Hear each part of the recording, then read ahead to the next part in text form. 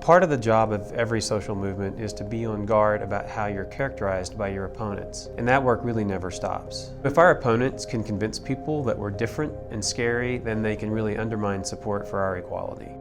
The Center for American Progress has made a major effort to put up a wall against hateful, dehumanizing smears and remarks. I think any LGBT person gets outraged when you turn on the television or you listen to the radio or you pick up some print media and you go, where does this kind of misrepresentation come from? GLAAD originally started as a check on defamation in the media here in New York.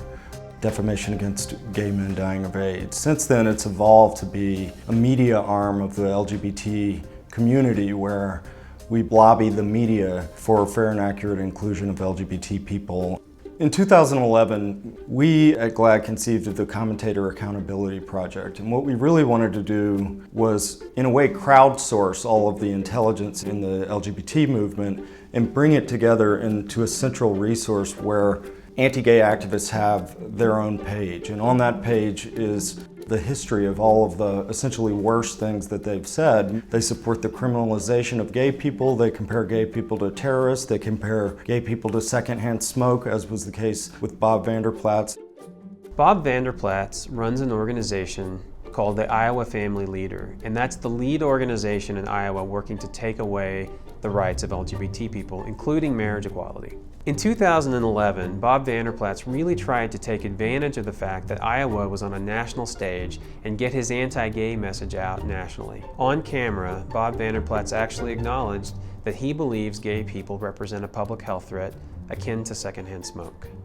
We decided to pick a couple of the arguments and attacks that Bob Vander Plaats makes against LGBT people and bring them out into the daylight. And it created a news firestorm. In fact, it landed on Stephen Colbert. They are absolutely right. Homosexuality is just as dangerous as secondhand smoke.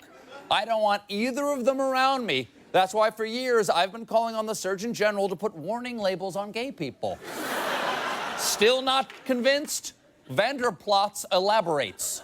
If we're teaching the kids, oh, don't smoke, because that's a risky health style.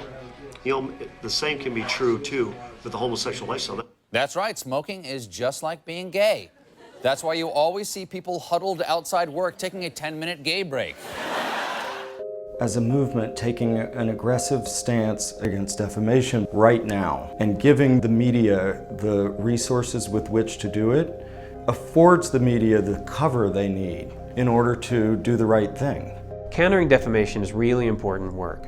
Our opponents are well funded, they're everywhere, and they'll never stop. Organizations doing this work need investment.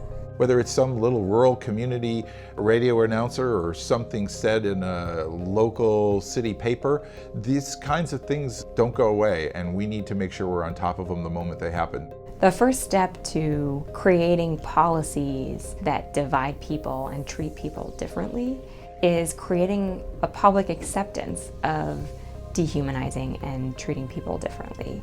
And we work every day to say that is not okay.